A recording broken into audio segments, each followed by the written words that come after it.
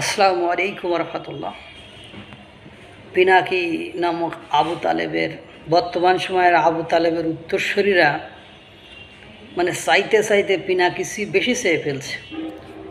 পিনাকি পরশুদিন একটা স্ট্যাটাস দিয়েছে, গতকালকে রাতে একটা ভিডিও ছেড়েছিল যে গোপালগঞ্জ নামে বাংলাদেশে কোনো কিছু থাকবে না, শুধু বাংলাদেশ থাকবে।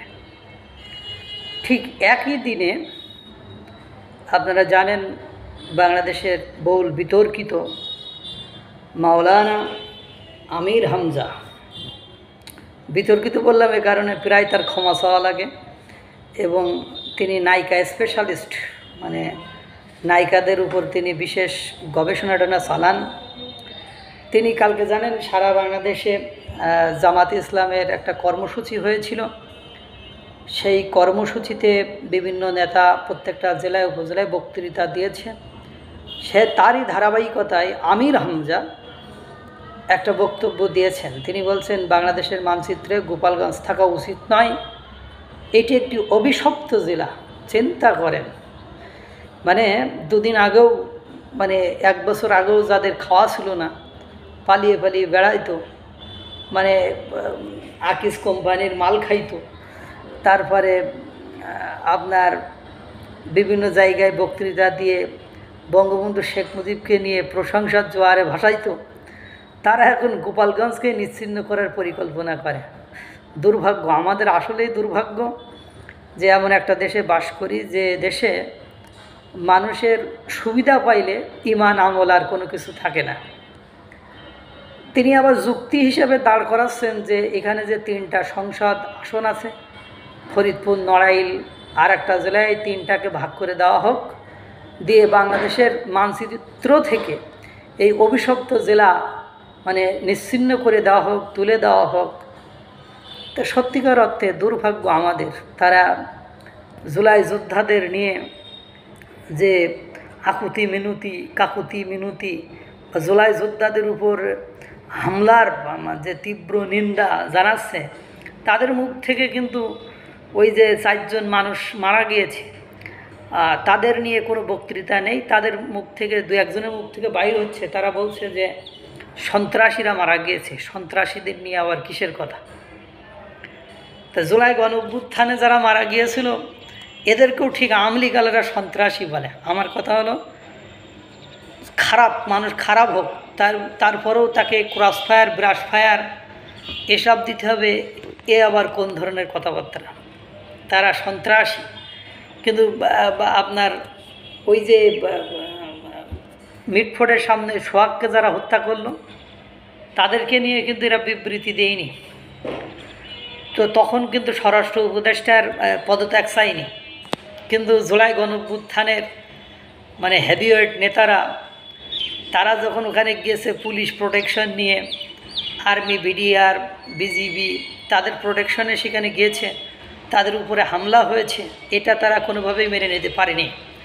অনেকেই বলে, অনেকেই কি অধিকাংশের মতামত এটা হলো জামাতের বি টিম বা সি টিম হিসাবে এরা কাজ করে।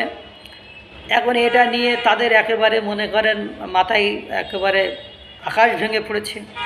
তারা এখন এটা সমাধান চায়। স্বরাষ্ট্র উপদেষ্টা, একদম স্বরাষ্ট্র অসহায় উপদেষ্টা, তারা এই বর্ণনা দেয়, তারা পদত্যাগ চায়। পিনাকি যেমন বাংলাদেশে থাকবে, গোপালগঞ্জ থাকবে না, এবং গোপালগঞ্জকে জাহান্নাম বানাই ফেলবে, সেখানে বঙ্গবন্ধু শেখ মুজিবুরের মাজার ভেঙে মানে চাষাবাদ করবে, এইসব পরিকল্পনা করে। সেসবই এক্সপ্রেশন, সেসবের অনুভূতি এই আমির হামজার কথা একদম স্পষ্ট ফুটে উঠেছে। মানে ওই অবশ্য তারা তো একই গোত্রের, একই ধাঁচের লোক, তারা আবু তালেবের উত্তরসূরি হিসাবে নিজেদেরকে দাবি করতেছে। মানে বর্তমান সময়ের পিনাকি নামক এই যে জাওরাবাজ পিনাকির উত্তরসূরি হিসাবে নিজেদেরকে দাবি করে, তারা গোপালগঞ্জকে নিশ্চিহ্ন করার পরিকল্পনা করেন। যদিও তারা 24 ঘন্টার আলটিমেটাম দিয়েছিল, সেই 24 ঘন্টা শেষ। তারা মানে আজকে যাইতে চেয়েছিল, সেই ইনকিলাব মঞ্চের হাদি তো বলেছিল ইনশাআল্লাহ বেঁচে থাকলে তারা যাবে যদি গোপালগঞ্জ সাফা না করে ফেলে। তা গোপালগঞ্জ অবশ্য সাফা হয়নি, এখন ইনশাল্লাহ মনে হয় ইনশাল্লাহই থেকে গেল, তাদের আর সেখানে যাওয়া হলো না। এবং মানে গোপালগঞ্জ শহীদ হওয়া হয়তো বা হলো না, বা গোপালগঞ্জকে জাহান্নাম বানানোরও মানে উপায় মনে হয় তাদের হলো না। তা আমার আফসোস লাগে, ক্ষমতা পাইলেই যে মানুষ বিগড়ে যায় তার জ্বলন্ত প্রমাণ হলো এই ব্যক্তিগুলোই। এরা 5ই আগস্টের আগেও বাংলাদেশে কিভাবে চলেছে ফিরেছে, নির্যাতিত হয়েছে আমরা দেখেছি, আমরা প্রতিবাদও করেছি, আমরা কোনো নির্যাতনের পক্ষে নয়। কিন্তু আপনি নির্যাতিত হয়েছিলেন বলে ক্ষমতায় এসে যারা নিরীহ বাঙালি তাদের উপর নির্যাতন করবেন, মানে ধরাকে সরাজ্ঞান করবেন। আপনি বঙ্গবন্ধু শেখ মুজিবুরের গ্রামের বাড়িতে যে মুজিববাদ মুর্দাবাদ স্লোগান দেবেন আর সাধারণ জনগণ বসে থাকবে। এখন আমরা যদি মানে ওই আমির হামজার বাড়ির উঠানে যে স্টেজ করে আমির হামজার মুর্দাবাদ, আমির হামজারকে কবর দাও, আমির হামজাকে পিটিয়ে ফেলো, আমির হামজার মানে মেরে ফেলো, এইসব বক্তব্য দিয়ে আমির হামজার এলাকার লোক কি গ্রামের মধ্যে বসে থাকবে নাকি প্রতিবাদ করবে? সবাই হুঁশ আছে, কিন্তু যে হুঁশ দেখালে তো তাদের আর মানে কর্তৃত্ব থাকে না, তারা যে অভিসন্ধি নিয়ে কাজ করছে আগাচ্ছে সেটা তো তাদের থাকে না। হতাশ, আমি পুরোই হতাশ বাংলাদেশের মানুষের অবস্থা এবং কাণ্ড কারখানা দেখে। আল্লাহ তাআলা সকলকে ভালো রাখুক, সুস্থ রাখুক। আসসালামু আলাইকুম ওয়া রাহমাতুল্লাহ।